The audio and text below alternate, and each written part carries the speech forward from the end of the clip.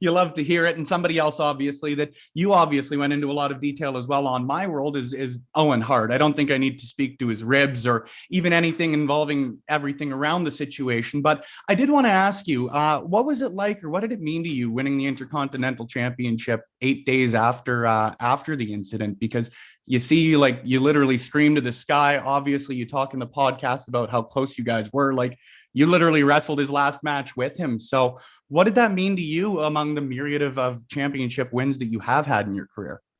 You can't really put it into words on, at that stage in my career in 99, I'd been wrestling 13, 14 years and, won the regional titles and, whether go to Japan or Puerto Rico or Texas. And then obviously the first time I won it against Razor, and I went into, as you said, I went into really deep,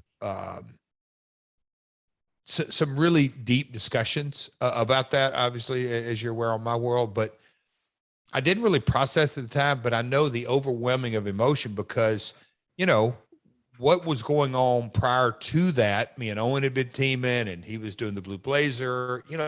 I'll just say that the Intercontinental title wasn't in the cards or wasn't in the plans. And so when that opportunity hit, it was overwhelming. And it played out right on the whole world to see. So of course it was special, but much more special than winning the Intercontinental title. And no disrespect.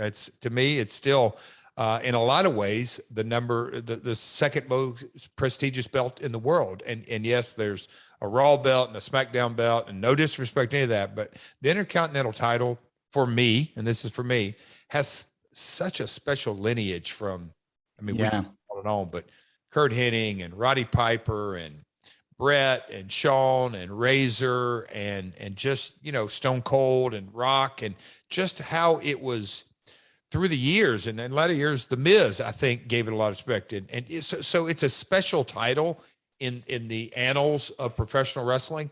But for me to win it under those circumstances, Spencer, you hit the nail on the head. It goes without saying. I can't really put it into words how special it was.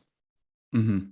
Obviously, the circumstances that it comes out of is terrible, but man, it means a lot to hear that too. Like we were talking before the show started, like you're talking to an Albertan about a heart. I don't think you need to say anything more than that.